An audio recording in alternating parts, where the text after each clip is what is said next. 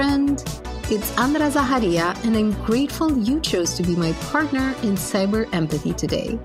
Journey with me through the lives and minds of people who prioritize connection, curiosity, and kindness in everything they do. Let's find out together how empathy cultivates hope, how it builds resilience, and helps us see how our actions influence others. It's time to unlearn stereotypes and see beyond technology to discover what truly makes our world safer.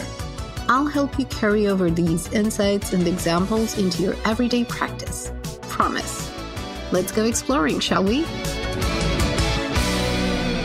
Today, we have an absolute powerhouse in the cyber world, a guest whose journey has inspired many and whose achievements are nothing short of spectacular. I'm talking about Maril Vernon. From a novice in the cyber world to becoming a one-woman purple team, Maril's ascent is a story of sheer tenacity and passion. Her credentials span an impressive roster of accolades. Maril is an award-winning ethical hacker. She's a senior application security architect and purple team program manager. And did I mention she's also the 2023 Cybersecurity Woman Hacker of the Year? Cyber Jiu-Jitsu Pentest Ninja Award winner and featured in the top 10 Epic Women in Cyber lists. Yes, and if that's not enough, Maril also co-hosts and co-founded the Cyber Queens podcast, which advocates for more diversity in cybersecurity. She's also the CEO of Teach Kids Tech, and she's bringing technology to underprivileged children. Her voice resonates even further because she's an active contributor to CSO Online magazine and the contributing editor for Mitre Attack Enterprise Matrix. Her journey is an inspiration. As a single parent, Maril switched from social media marketing to cybersecurity and in record time shattered ceilings. So sit tight, listener. We're diving deep with Maril to explore her unmatched journey and uncover the experiences that shaped her growth and the ones that inspire her future. She left me highly optimistic and full of energy. So if you haven't had coffee today, honestly, you might not even need it. Enjoy this episode.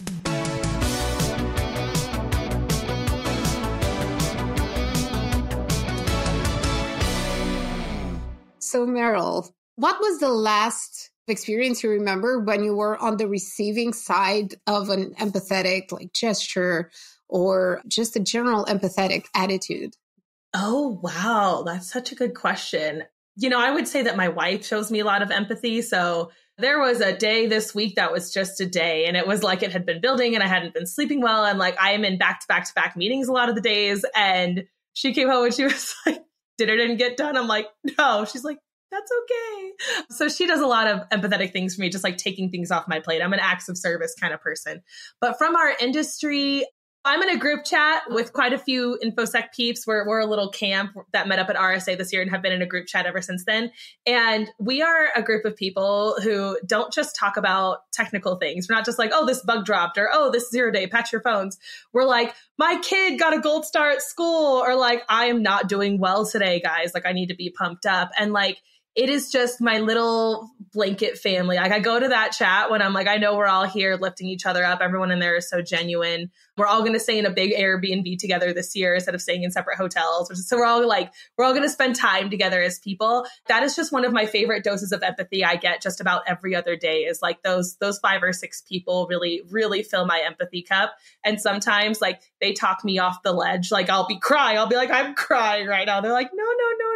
And one of them will call me and say, let's just talk about it. So I would say that's just an ongoing dose of empathy that I get. I love that. And I love that you're actually emulating that in the recent Discord that you just launched for Cyber Queens, which I absolutely love. I mean, you're doing just that. You're creating the way you described this Discord and what you want to achieve with it. The kind of space you want to create for people. So could you just kind of recap that for people who haven't seen it yet or joined it yet, which I'm hoping they do soon?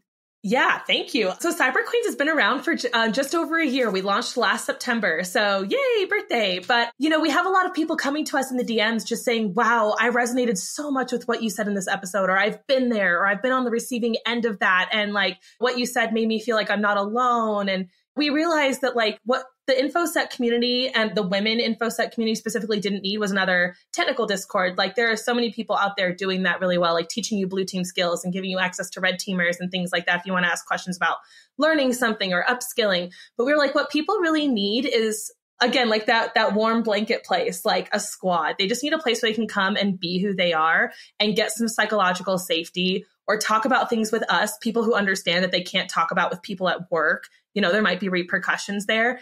And I'm like, so, you know, what we really want to do with this Discord community is if you are afraid to ask questions, if you're like, God, I've been looking at that for a minute, that cyber thing over there, and I want to go after there and pet it, but I'm afraid. That's what we're here for. We're here for, it's okay to be a noob. It's okay to ask your stupid questions. It's okay just to say, my coworkers tore me down today, or I want to celebrate a small win. I submitted 5 job applications today, or we have a channel in there called Fails where we're celebrating failure because I think normalizing failure is a great thing. A lot of people look at my success and my story and say, oh my gosh, if I'm not Maril, like I'm failing at life. And I'm like, no. I always say everyone determines their own rate of success. And I've failed along the way. I've experienced several setbacks. You know, I don't pass certification tests the first time sometimes. Sometimes I do, but sometimes I don't.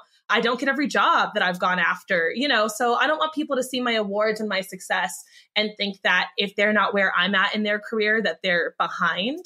So the Discord is just a place where you can come and find us tribe. You can get some study help. You have access to the queens, unfettered access. So if you're like, I have a question, this one versus this one, do you have a link for this? Do you have a resource for that? And I'll just shoot you what I've gotten and send you off.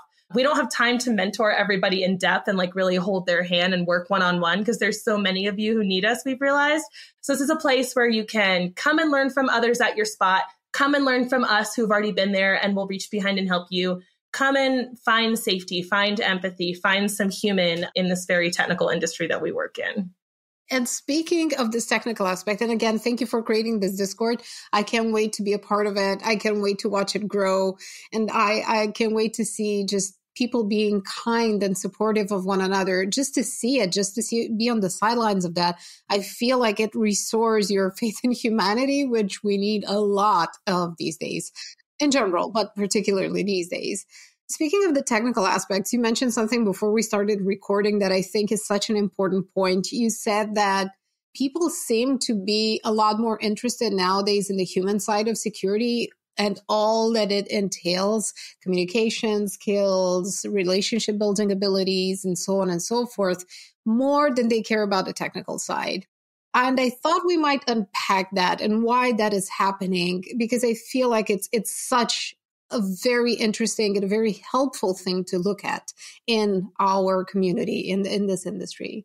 Yeah, we were each talking about our podcast and kind of where the concept for them came from and how like we both feel like we're not doing very well, but from the outside, we both think each other's doing really well. So there's some imposter syndrome for you. But yeah, when we were talking about the cyber queens, we were like, guys, do you feel like we're touching on too many soft topics? Do you feel like we're not being technical enough, considering that we call ourselves a cyber podcast?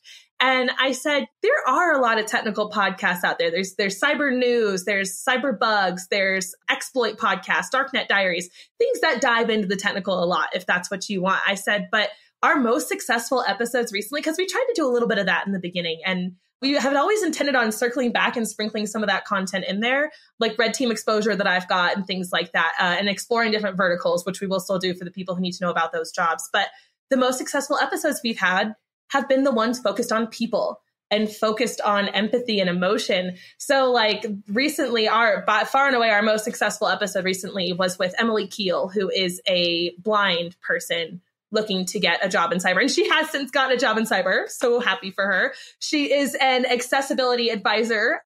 People leaned in. People wanted that to be unpacked and wanted her to tell her stories and wanted to hear her struggles and wanted to like resonate with her. We also had the Sacred CISO on, Shannon McPherson.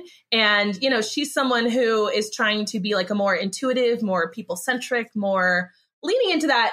I'm not a woo-woo person. I'm really not. But like she brought a lot of that empathy and was like, you know, getting over blocks and getting out of your own way and treating people like people and not just being these toxic, like go-getters that a lot of us can tend to be. And people loved that episode too. And I was like, it just shows me that people do want a dose of that empathy. People, this is why I think your podcast is such a fantastic idea.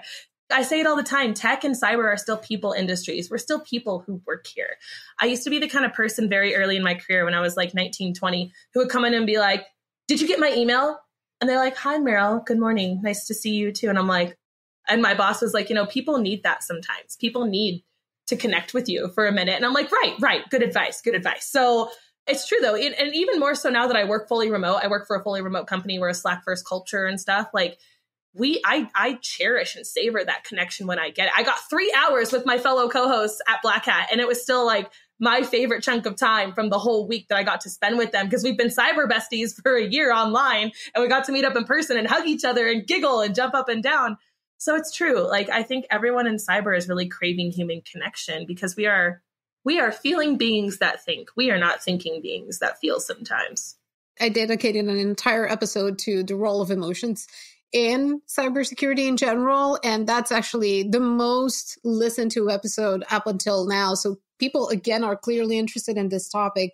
And this actually ties in really well with something that I'm reading right now. I'm reading Gabor Mate's The Myth of Normal, which dives in really deep into the causes of stress and health problems that stem originally from our disconnection from what community means, from our disconnect from other people, from failed relationships, even from our inability to connect to others in certain situations. And that actually makes us physically sick. It produces inflammation in the body and so on and so forth. And I feel like we're finally emerging from a stage in our culture, generally speaking, where the conversation around work has always been like, this is something that's very methodical and you can leave your humanity at home because we got a job to do here. We don't have time for that here. Exactly. And now we're realizing forcibly after the past few years that this is actually instrumental, because if we don't have this, then we can't have anything else. We can have good security. We can have thriving companies. We can have good products. And I was wondering how that perspective kind of applied to your job, especially being in a company that's totally remote, that adds like an extra layer of effort that you have to do. So how do you deal with that? It's so interesting you bring that up. Fun fact, Maril, so I don't call myself a know-it-all, because I have the kind of brain that can learn a lot of things. I call myself a learn-it-all. I want to go learn it all. I have to pick and choose though. But in college, 2 of my passion subjects outside of my major were physics and anthropology. And so it's so interesting you bring that up, because like I can see, because I was a linguist. I speak multiple languages. I love learning languages, and I love learning about culture and the evolution of people and how that happened. And I see how people had to harden themselves and isolate themselves because the times were so hard, right? Like people will form how they act depending on the experiences they've had, the globe, like the world event experiences. And like, it was a time of a lot of war and depression and scarce resources. And so people had to harden themselves and tell themselves that by serving me and my family, I'm not hurting someone else, even though, it's all kind of cause and effect. And I think we're coming out of that now. We've gotten to a place as a society where we have comforts and luxuries and ease, and things are readily available, and we can focus now. Like when the hard things are taken care of, we can focus now on the things that we forgot. We did forget that. We started with our grandparents. I'm a millennial, so my grandparents, very isolationist, slept in separate beds still. Like, you go to your smoking room and read a book and or a newspaper, and I'll talk on the phone with my friends. Like, they were separatists, right? My parents grew up seeing that and kind of were like, this is still how it's supposed to be, especially at work. Like, don't bring your emotions to work. At work, you're the perfect employee. Everything is fine. And that's where that notion of don't hire the person with the resume gap. Don't hire the mom because the mom's got responsibilities at home that are going to affect work. Don't hire anyone with anything going on that could affect work. And it's like, are you kidding? We're all people.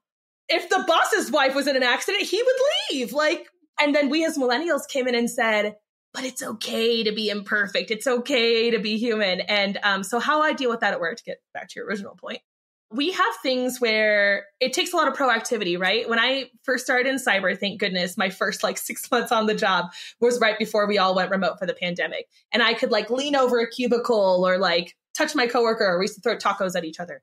It helped build camaraderie. So when we did go remote, I still felt like I had those connections. But joining a lot of remote cultures, like working at Zoom, working where I work now, It takes proactivity. I reach out to people and I say, hey, I see that you live in Washington. Like, we're planning a vacation there. Like, just give me your intel for the area. And we end up talking about some life experiences and da-da-da.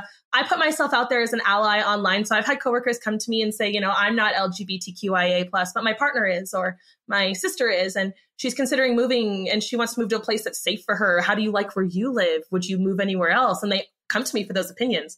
So we try to reach out as coworkers across those lines. And I work in government subcontracting, which is even more of a siloed environment. Like, I'm on a team of 2. We have a team of 15. That's the biggest one. We have contracts of 1, where Aquia only has 1 seat sitting on that contract sometimes.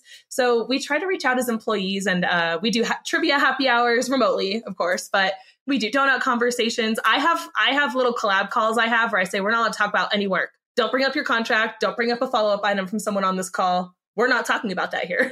We're only talking about other things. So it's one of the ways you can deal with it. But honestly, nothing beats. And I want to bring this up. I saw a post recently that said, conferences are not worth it. Changed my mind. They're overpriced. The networking, really, you can do that all online now. You're paying a bunch of money for recorded sessions you can get online later and all these things. And I was like, that's true, pragmatically. But I still look forward to cons, and I'll still spend my educational budget on cons because, like I said, I met those people earlier this year and we've been in a supportive group and we're going to see each other again next year. And we're excited for our 1-year friendversary. I'm excited to be in the same room with my people, with other hackers, with the newbies who otherwise would be too afraid to approach me online, to meet the managers that I would be too afraid to approach online. I still think that in-person factor is just one of those things you can't put a value on. You can't put a dollar value on. And you can pragmatically make the argument that cons are dead all day, but I will still spend the thousands of dollars to go meet up with my people because I miss them. And I think that that's a matter of how in touch you are with your own self, with your own needs in this area. And if you treat work just like something that like a silo in your life, or if you treat work as a source of connection and achievement in the sense of hey, look at the great thing that we're building together. Look at the great things that happen when people truly care about this. And that's one of the things that I love about the cybersecurity industry, that it's packed with so many generous, incredible people who will open their hearts to you and give you an hour of their time like you're doing now and pour out their hearts and be vulnerable and open and provide that example that it's okay. I mean, you can be vulnerable and thrive, and that's not going to affect your perceived persona and so on and so forth. It's going to make you better. We have our divas in our industry, but I ran into Jen Easterly at at summer camp, but at SquadCon, the smallest, newest of the cons, right? And Jen is one of those people who's a celebrity. Everyone wants to talk to her. They want 2 minutes of her time. But in those 2 minutes, she's there. She's there giving you her undivided attention of those 2 minutes, despite that there's 30 people around there, waiting their turn, looking at you. She really builds a connection with you and makes you feel I hope I answered your question. I would love to follow up with you, or my people will follow up with you. I'm so sorry I have to move to the next thing now. But she gives you that. And yeah. And so it is a very inclusive community. And now I've seen the converse. My wife, unfortunately, works in an industry right now and at a place where she does the opposite. There is no psychological safety. There is a lot of toxicity. And what I say is just go in with 10% of your brain on, do your job. Go in with 10% of your brain, do your job, be a robot. And then the rest of your time we spend outside of work, we will pour a lot into that human side or the hobby side or fill your cup in other ways. But it does suck because she works 10, 12-hour days sometimes. It's the majority of her day. She does not want to connect. She's tried, don't get me wrong, but it's just an industry that's still in the diversity, Stone Ages. I've seen the opposite where people are forced to compartmentalize and kind of segregate their roles a bit to protect their mentality. But I wouldn't say I've had to do that in cyber, but I know some of you do. And if you do, join my Discord and we'll talk about it and dox those people. Exactly. Support group. I hope that Gen Z I see it changing a lot of these things. I see them challenging and taking things head on and not being afraid to speak no, this job is bullshit. No, I won't get paid that little because it's not something that I can survive on. No, your values are antiquated and they don't make any sense. You're also not practicing what you do.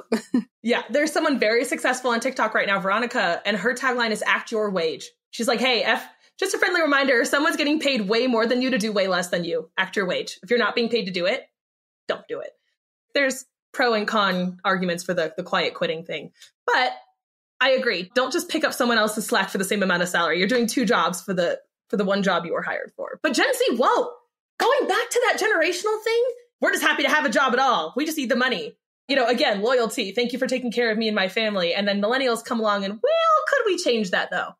But I would say we asked for a lot and we settled out of court for like 20% of what we asked for. We were like, will you make these small changes for us as people? Better work-life balance, better benefits? Great. But Gen Z is coming on in. I'll go live in the woods on no money at all. I don't need your job. You need me. And that's true. We don't currently have enough people coming into the workforce to replace the workforce we have. There's going to be a talent scarcity problem coming up real soon. And Gen Z isn't having your crap culture. They're not. They don't give 2 weeks notice. They'll walk right off the job if they're unhappy. They're like, oh, work drains me. I'm just not going in today. Those people suck. That mission sucks. I'm not going. I won't do it. And I'm like, at least millennials will show up out of a sense of obligation. Gen Z don't have kids. They don't have those obligations. They were raised to seek social justice. Like, they're not going to have it. So best of luck to y'all out there who have a lot of change to make in the next 5 years. Because by 2030, 60% of the workforce will be millennials and Gen Z. The older generations will be in the minority. So get ready. I'm really looking forward to that, to watching what happens and to see what happens to us as things evolve and as that generational gap deepens, because it does. And that I feel myself sometimes. I feel old sometimes next to these kids. And I'm like, oh, I don't like that about me. I need to work more on that flexibility. Like, wait. I'm not turning into my mom. I try to reach across and understand them. I'm like, I understand your point of view, but I don't know what bussin' means. I don't know how to talk to you. Like, I listen to Gen Z TikTok sometimes, and I'm like, I had to send it to my best friends and be like, guys, it happened. I don't know what they're saying. They're using words I don't understand. You still have a chance because you work with kids as well. So you're like, but that's Gen Alpha. Of us. Exactly. Gen Alpha. And I was curious, like, how do you see them? Which values do you see them resonate with so young when they're so malleable and they're so open to things and they're so curious and a lot less biased than we are, of course. My gosh, I see such beautiful inclusivity and diversity in Gen Alpha. So Gen Alpha, for those of you who are unaware, are the people who come after Gen Z. And I can't remember their years exactly, but they're 10 years of age and below right now. But they are such beautiful minds, beautiful little people. My daughter has friends of mostly not her ethnicity, like very few Caucasian looking friends. And she drew me a picture the other day, and with no prompting whatsoever, she chose to color it like this because she thinks her skin tone looks good with purple. I didn't have to tell her, like, baby, stop coloring people that look like us. She just sees it and she just has it intrinsically. And she is the type of person who's like, we got a new friend today. His name is Vladimir. He's from another country. Isn't that so cool? I'm like, that is cool. You should ask him what it's like over there and stuff.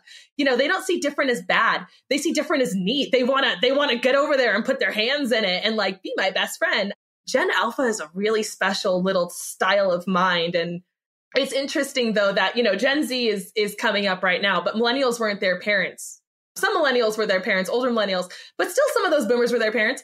But millennials are the parents of Gen Alpha, right? My kids are Gen Alpha and I'm a millennial. So it's interesting that they're going to grow up with us as parents. And I can't wait to see what Gen Z's kids are like, man. That's going to be wild.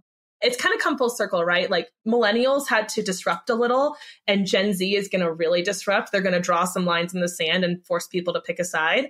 But then Gen Alpha is going to come in and clean it all up with a big dose of humanity and a lot of empathy and a lot of, these people have been my friends for years. And this is just how I think. I don't see those differences that you see. So that's going to be an exciting evolution in the workforce. I can't wait for that.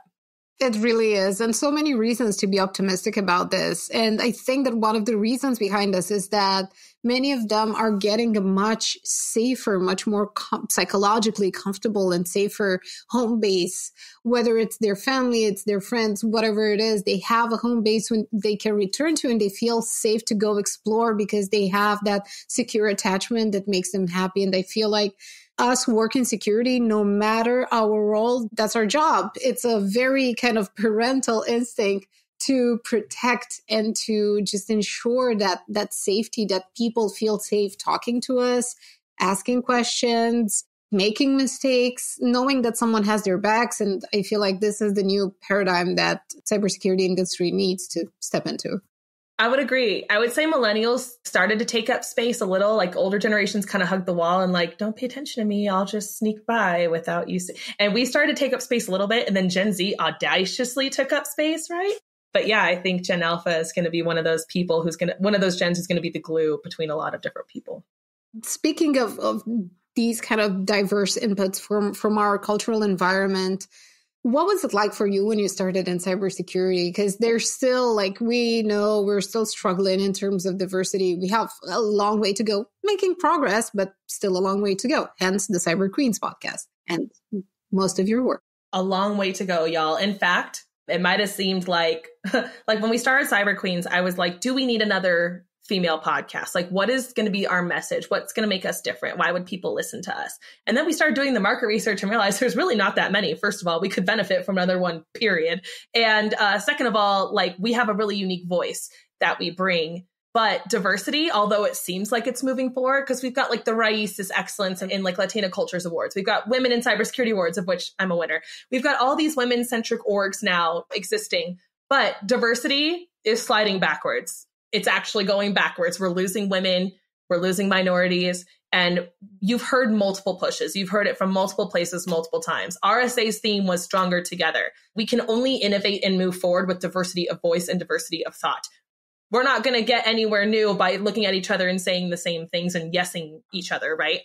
There is still so much room for diversity to push forward. Diversity, like I said, is actually starting to slide backwards a little, which is frightening.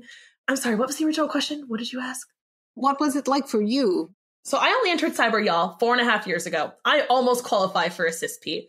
Like next year, next April, I'll qualify. Let me tell you, so much difference has been made even in those 4 years. In those 4 years, there wasn't these big pushes for diversity. Cons weren't theming diversity themed cons and things. There weren't all these groups that are active now. So I had to go to a pool of people that I knew and relied on. I went to my VetSec community, Veterans Security, because there, if you've put your time in, you're welcome. If you're a man, woman, elephant, purple, green, polka dotted.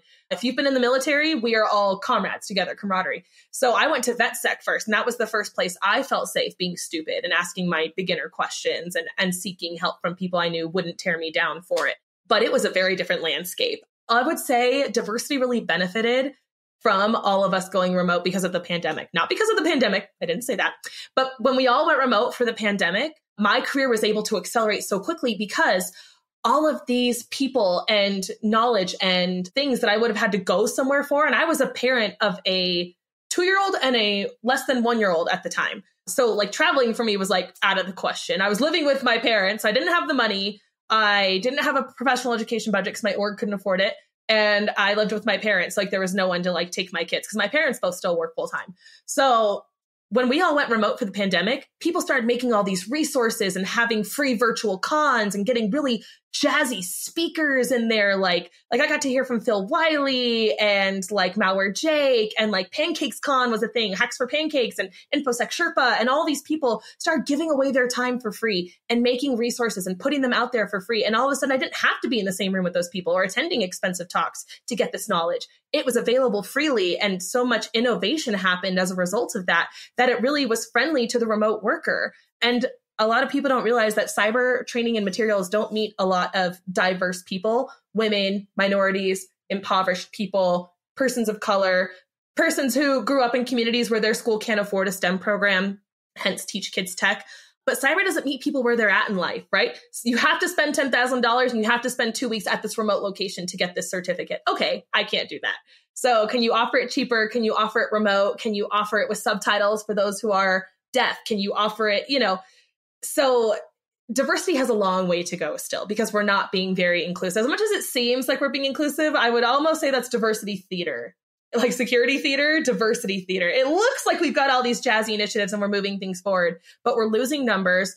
We're not doing enough to accommodate the average person where they're at in life. And the pandemic forced the industry to do that for me personally, which is one of the reasons I'm where I sit today, 4 years later. Like I made 10 years of professional progress in 4 because of all these things that have become available since. But when I joined, ooh, man, it was a different playing field. It was it sucked for us, so it's going to suck for you. You just got here. Sit down and calm down. And it's going to take you 2 years to even figure that out, to even qualify for that, to even be able to like get that thing. And I'm like, just because it took you 2 years doesn't mean it's... And I was the first person to start breaking those molds and saying, okay, you said this program, this master's program will take me 24 months. I did it in 6. You said it'll take me 2 years to get my Sec Plus. I got it in 2 weeks. You said like, I'm like, don't tell me how fast I can do something, but I am unique. Not everyone who is a single mom, who is where I was at in life, is as resilient and tenacious as me.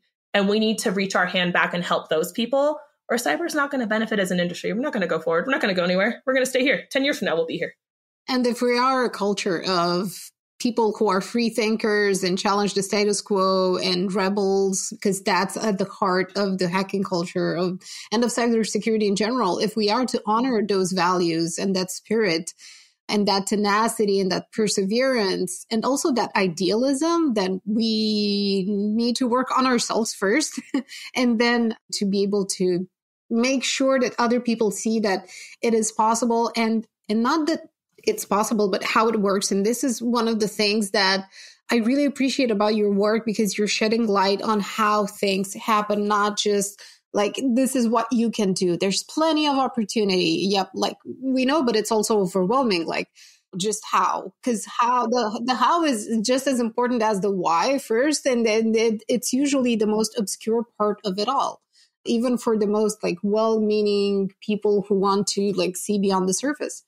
Yeah, I agree. A lot of the advice you'll see out there kind of goes that it's like a recipe that is missing pieces, right? It's like an SOP you're trying to follow. That's like, okay, so you're at this dashboard, and from there you're like, no, wait. How do I get to the dashboard? Where's the URL? What are the credentials? What are the like? I'm missing this before bit over. So it's like, go get your Security Plus, and when you have that, wait. How do we do that? Are there alternatives? Where do you start? People aren't going deep enough. And we who work in this industry every day think that we're giving enough steps, giving enough info, and we're not. Like I'll quiz people who come out of certain Pentest Plus or Security Plus or Coursera programs or boot camps. I'll be like, okay, what is this versus this? And if they can't answer they're like, oh, we didn't cover that. I don't know. And I'm like, okay, well, just think about it. Think about it as a situation, as a problem. If you approach this, how would you think this is different from that? I don't know. And I'm like, gosh, we are a bunch of free thinkers. Like, and we are taking people's ability to think away by not giving them enough and not going deep enough. So things need to be broken down a lot farther to accommodate the average learner. You know, a lot of people say cyber isn't an entry-level industry. Like you need to work in IT for a few years before you get into entry-level cyber. So you should already be mid-level in your career. And I say no, I say false. I say some of the best cyber practitioners I've ever seen come immediately from non-traditional backgrounds. And they've got a lot to contribute. Yeah, my own mother, who's in her 60s, she'll kill me for saying that. I love you, Mom. It's math.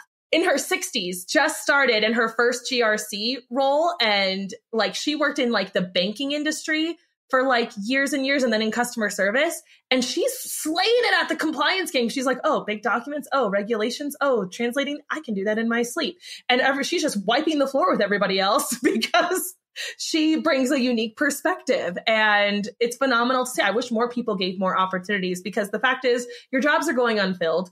You're still suffering breaches. So giving the newbies and the non-traditional people a chance, you're not going to be better. You're not going to be worse off. You might be better off, but you won't be worse off tomorrow than you are today. So I just say, give them a chance. I love that. And I love that story.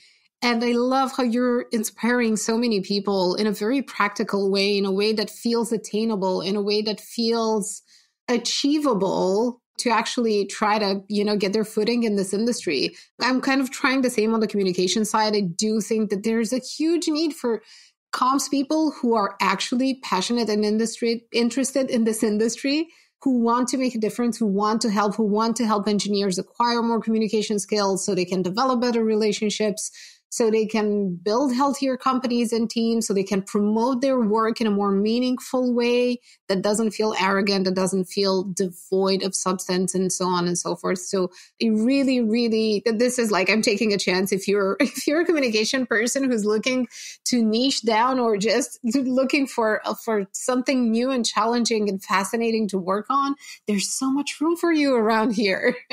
Let me tell you, that is so true. Reporters make the best auditors. Customer service people make the best program managers. people with this skill set where they've been serving in other capacities, like when they apply those to cyber, God, they shine, man. They do. What did you take from your previous experience, which was non-cybersecurity? Because I bet you took a lot from that, especially your like insane storytelling skills and the energy and the raw intensity and vitality that you give off. First of all, I've always been a very intense person. That has been since I was little, man. That has not changed. And everyone's like, I wonder if it's like just an online thing. But when you meet her in person, if she's kind of quiet and like, no, it's like full frontal Maril energy. It's a lot. My interns put me on decaf mandatorily for like 2 weeks one time. But what I took from my old job, I used to be a social media manager and a copy editor. So I'm a writer by trade. I love to write. I love to read and I love to write. So hence the languages, hence a lot of the articles that I publish and things like that. But I was able to take a lot from my old life. So I am someone who loves structure and direction. So I went the military route very early. I did ROTC, I did the reserves, and then I did the guard. And from my social media, and I say this all the time, when I got to cyber, I knew nothing about cyber. I was a completely non-technical individual, but I knew everything about getting a message out and amplifying a brand on social media. So I leveraged that. I brought to cyber, I was like, I am a hella good researcher. I can go through a lot of information very quickly, gist out the important pieces. And I'm like, I'm going to do that for you guys, because if I'm doing all this hours and hours of research, y'all shouldn't have to do it. And I started giving that away. I was like, I'm brand new. I researched these 6 things today. Here's what I learned. Here's what's valuable. Here's why it's valuable. Here's what I'm going to skip and why. Here's what I'm going after and why. Here's how I'm leveraging what I've got. All I had was the ability to, again, learn really quickly, my academic aptitude, communicate non-technical concepts or technical concepts to non-technical people. So I grew up with a dad as an engineer. My dad's a SCADA engineer, which is a ICS automation control language. You know, I grew up with my mom, who, again, that softer side, left brain side of things. And I was like, this is the value I can provide. I can take all the information you give me. I will attend all the meetings. I'll debrief all the people. I'll bring all the stakeholders up to speed. I know how to speak to higher level management, right? I got experience briefing generals who have like 2 seconds of attention span in the military and making them care about my update or care about my mission or give me the budget that I need. I'm like, so this is my strength. This is where I'm good. It was this communication skills. It was the pitching myself and speaking to other executives and speaking to other departments and not being the cyber person who doesn't know how to read the room. Not being the cyber person who only speaks in technical jargon. Like, I can break things down into analogies. I can give people a relatable point and anchor to relate with me as a cyber person. And that was what I brought first. And then I did it on social media. That's what I brought from my social media background. So I leaned heavily on my military and my social media to be successful in cyber. My mom is leaning on her literally collection skills and her banking skills to be successful in compliance. My sister was successful in math, and she is now a business intelligence developer. My wife was a manufacturing production manager, but she handles a lot of the compliance and the safety and the auditing. She's an ISO 9000 certified internal auditor. I'm like, what? You could come in and be a GRC analyst tomorrow. I think she would slay it in compliance. I think she'd be bored, but she would slay it until she learns coding or something. So I always say, no matter who, if you're a teacher, guess what your strength is? You can deal with a lot of people and make them do a thing they don't want to do. Did you ever see that video that was like, as a teacher, you have to make the kids know math? And they're like, oh, great. Do the kids want to know math? No, but you need to make them know it anyway. Okay, great. What kids? Just the kids who live around the building. Okay, great. Do I make a lot of money for making the kids know math? No, we're going to pay you very poorly and you're going to work twice as hard. Teachers bring so much strength to the cyber industry. They can make a whole group of engineers or developers or managers or stakeholders do things they don't want to do without getting them to realize that they're doing it. And how do they do that? Let's all come together. Let's all do an affirmation. Let's all sing Kumbaya and hold hands and rally up the team. Like, they are the greatest team builders and outreach and evangelists that you will find. So I think everyone, no matter where you come from, has something to bring to this industry. I firmly do. I couldn't, I kept nodding my head here. I'm going to give myself, I'm going to pull a muscle from how much I was nodding my head in agreement and in excitement as to what you were saying. And yes, there's something in us that connects in cybersecurity to the mission of helping others. Because when we feel there's a bigger goal than just the job, just the money, just the KPIs, just whatever it is, then it just clicks. It clicks with your values. It clicks with who you are as a person. And if you can get to take that to work and take that in a way that's meaningful, that's going to help you make a heck of a lot of progress. And we can see that in you and everything you've done so far, which is just so wonderful and fascinating to watch. And I want to ask this. How do you show yourself self-empathy? Like, how do you practice that? Because you challenge yourself a lot and you go at a really, really fast speed. How do you take care of yourself so you can do all of this? So first of all, this is Maril version 14.0 speaking. Maril version 1.0 was not this enlightened. But I do like to go fast, and I do like to set myself really big, jazzy goals because I need those things to work towards. Like I have a whole lot of energy. I got to point it in a direction or it's just going everywhere like a laser. But when I do aim so high that if I do fall short, I give myself grace. I tell myself that is okay, man. Like you had to cancel the podcast 2 weeks in a row because you're building up the charity. That's okay. It's okay to be tired from a big conference and not have the energy to do this thing today. Like I give myself a lot of grace. I don't guilt myself anymore. I used to do that a lot. I don't do that anymore. I balance as best I can. I'm a very proactive planner. I'm a backwards planner. I am really good at thinking 12 steps ahead. That's one of my superpowers. So I've tried to adequately plan out my days and stuff. But if something goes by the wayside, someone throws a wrench in there, like I have my priorities and I try not to miss the things that really count. But some things do fall through the cracks. And that's just humanity for you. So I also give myself permission to have done enough for the day. There's always one more thing I could do, one more Slack message I could send, one more piece of feedback I could give, one more thing I could plan out, one more podcast episode I could schedule, one more set of notes that could look better. But like, I just have to call it done sometimes and give myself time to like walk away and decompress.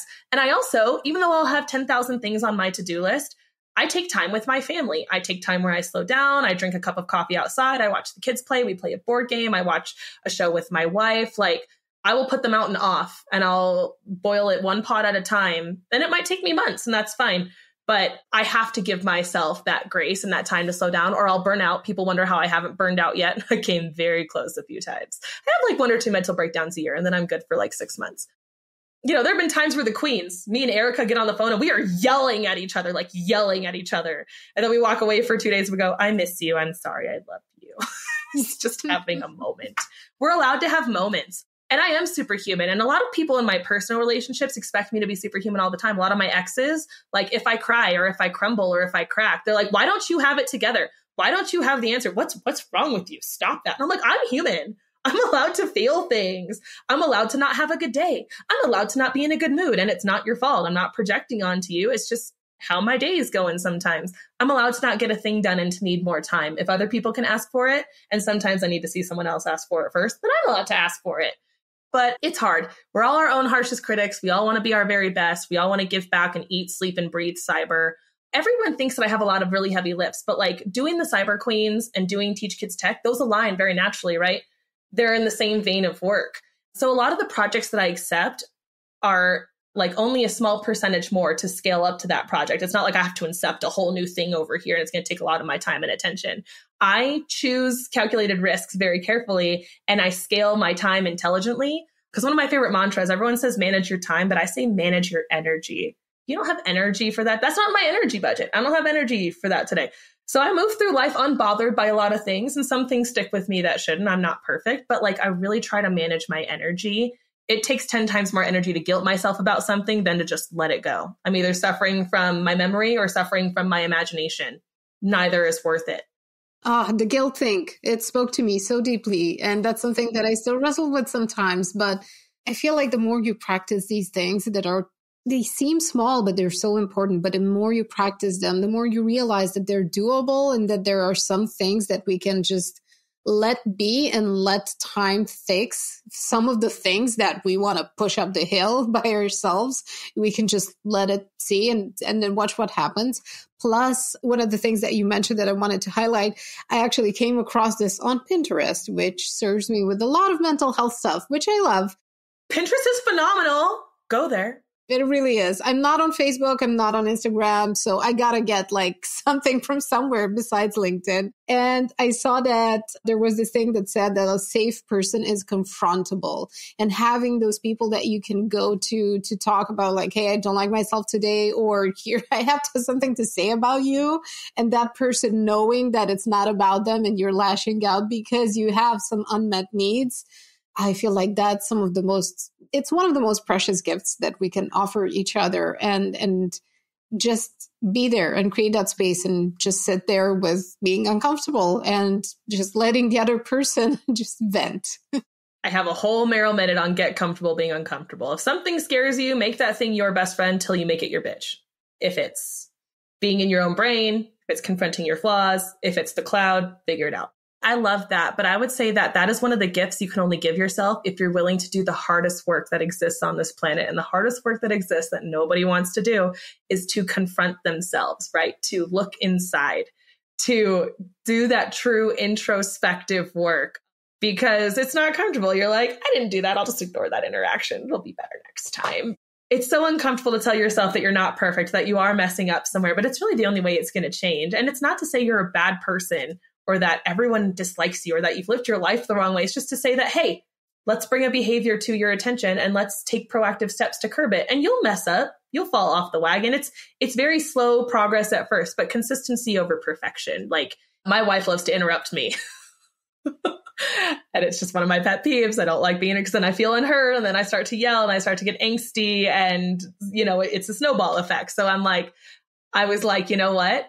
I still love you. You know that, but I'm going to point it out to you so you can start spot correcting, because you don't realize when you do it. And she doesn't. She really doesn't realize when she does. She has an idea. It comes to her head. It comes to her mouth, right out of her brain. So, it's the hardest work we have to do, is to realize that we might not be doing something as well as we could be, and to try and take painstaking efforts to change that. Thank you for illustrating that idea of accepting ourselves so we can accept others. Only the things that we do for ourselves and to ourselves, and the things that we feel, whose emotional consequences we feel, it's only those things that we can do for others meaningfully and in a way that has some bearing over their lives.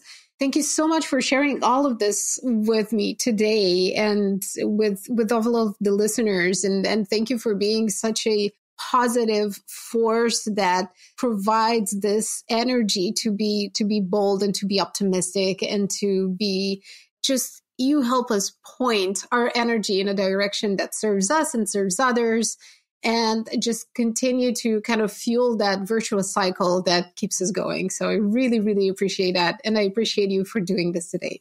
Thank you so much. This has been one of my favorite podcast interviews to date. I was really excited when I was like, she asked me to be on. This sounds like a great idea. Phenomenal idea.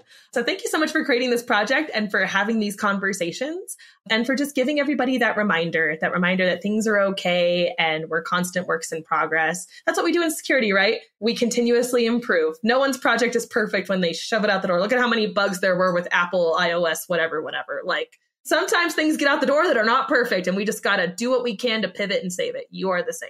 By the way, tacos fall apart all the time, and we still love tacos, don't we? Yes, we do. Yes, we do. We just pick those pieces up, put them right back in the shell, and keep going. It's okay to fall apart. It's okay to be who we are. It's also okay if that journey takes time. No one's saying you have to go stare yourself in the mirror tomorrow and tell yourself the 10 ways that you suck. But I think that that's the biggest gift you will give yourself and people around you. You can tell the people who are very self-assured, people who are comfortable with their flaws.